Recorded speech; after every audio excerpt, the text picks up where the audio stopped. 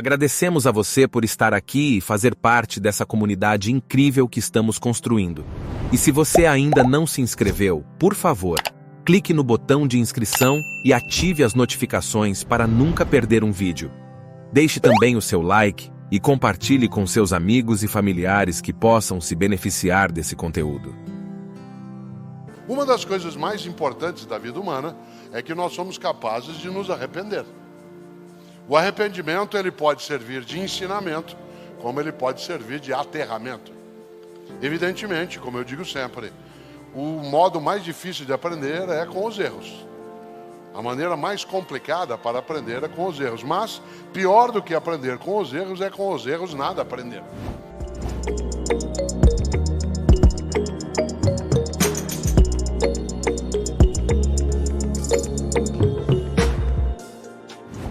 Eu gosto demais de um dos maiores autores da língua portuguesa, Fernando Pessoa. E Fernando Pessoa, que tinha vários heterônimos, vários outros Fernando Pessoa feitos por ele mesmo de outro modo.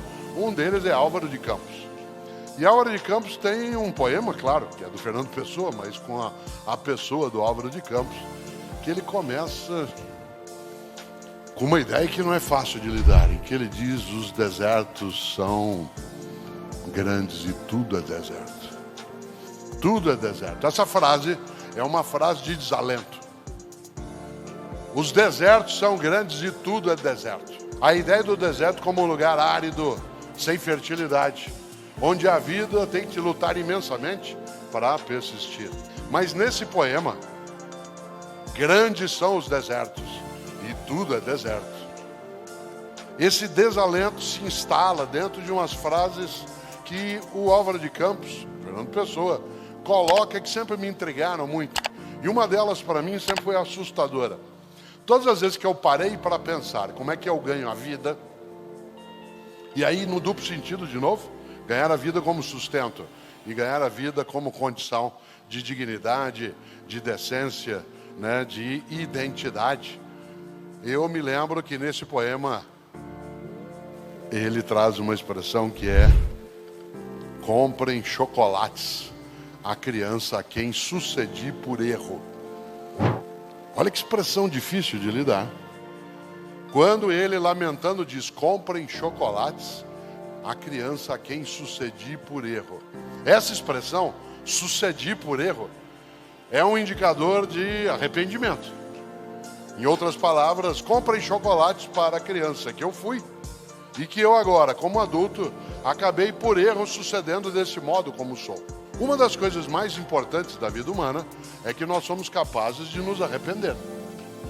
O arrependimento ele pode servir de ensinamento, como ele pode servir de aterramento. Evidentemente, como eu digo sempre, o modo mais difícil de aprender é com os erros.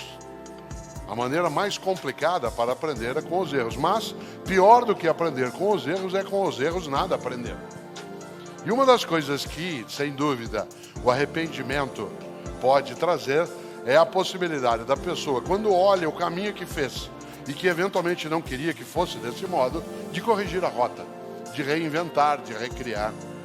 E é claro que nessa hora, uma das dificuldades é supor, mas não dá mais tempo. Tudo é deserto. Claro que não. Sem simular aqui um auto-engano, sem aqui fingir que as coisas sempre elas darão certo se eu assim desejar. Nós não temos essa capacidade toda. Não basta que eu queira para que as coisas aconteçam, embora não querer seja uma garantia forte de que não virá. Ainda assim, o querer, o desejo, o empenho, ele é uma parte da garantia do êxito, mas não é, de maneira alguma, toda a garantia. Nós temos circunstâncias, nós temos ocasiões que nos atropelam em relação às coisas que desejamos fazer. Muitas vezes você, ao perder uma atividade, um caminho, uma rota, um trabalho, você passa um tempo buscando criar qual será o caminho que terá. E num determinado momento parece que de fato tudo é deserto. Mas o mais interessante é que se pode de fato aprender com aquilo que nem sempre foi exitoso e ao mesmo tempo superar, ir buscar, ir atrás. Mas isso coloca uma exigência. A exigência de se ter clareza do que é que se entende como o caminho que se queira seguir e, acima de tudo, onde é que se quer chegar. Eu gosto muito de uma expressão que aparece numa das obras da literatura que eu mais cito. Eu tenho um gosto imenso por um grande professor de matemática britânico do século XIX, chamado Charles Dodson. Charles Dodson, ele era professor de matemática, de lógica, era mágico, fazia apresentações de magia de propósito, era colega de vários e vários aqui que somos professores, mas ele se dedicou uma parte da vida dele à literatura.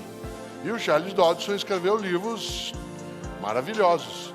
E você o conhece provavelmente muito mais pelo pseudônimo dele do que pelo nome dele de batismo, porque Charles Dodson adotou o nome de Lewis Carroll. E por isso escreveu o livro Alice no País das Maravilhas, Alice atrás do espelho. E vocês se lembram, e eu sempre que posso trago isso à tona, que Alice no País das Maravilhas, que é um livro de filosofia, é um livro de lógica. Ele não é um livro infantil, ele é um livro para crianças.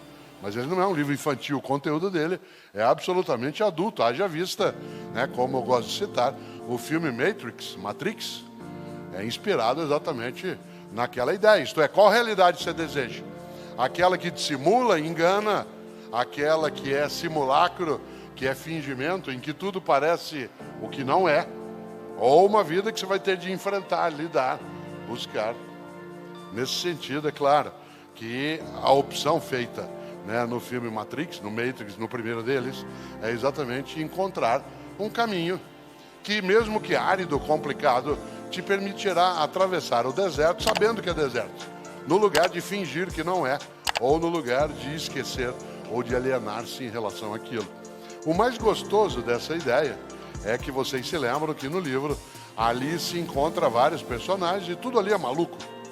Tudo ali é maluco. As coisas acontecem numa ordem travada, as coisas você tem o tempo todo alguém que está para lá e para cá, dizendo eu estou atrasado, e vai para essa gente em vários momentos. E num determinado tempo, ela encontra, em 3 ou 4 situações, um gato. Lembra do gato? Eu coloco isso que eu vou dizer agora no livro chamado Não Se Desespere. E quando eu penso no Fernando Pessoa, Álvaro de Campos, a criança a quem sucedi por erro, eu me lembro desse outro passo do gato da Alice. O gato que faz parte do folclore britânico, faz parte da tradição das histórias infantis no mundo britânico, mas que ali na história é um gato, você lembra, que aparecia e desaparecia. Ele ia desaparecendo aos pouquinhos, ficava só o sorriso dele ao final. E é assim que ele é descrito também, né, pelo Lewis Carroll. A Alice o encontra, vez ou outra, mas há uma vez definitiva, em que ela, não sabendo onde está, perdida, ela vê o gato no alto e diz assim, o senhor pode me ajudar? O gato diz, claro. Ela fala, para onde vai essa estrada? O gato faz a grande pergunta da vida, para onde você quer ir? Ela falou, eu não sei, eu estou perdida. Ele disse, para quem não sabe para onde vai, qualquer caminho serve. Para quem não sabe para onde vai, qualquer caminho serve. O para onde a gente quer ir antecede o para onde a gente vai. Porque para onde a gente vai pode ser um caminho automático. Você está indo porque estou empurrando. Você está indo porque está sendo levado ou levado. Mas para onde você quer ir, em última instância, é o teu propósito ou o meu propósito. Você sabe, a palavra propósito significa aquilo que eu coloco adiante. Aquilo que eu disponho adiante de mim e vou buscar. Qual é o teu propósito? Qual é o meu propósito?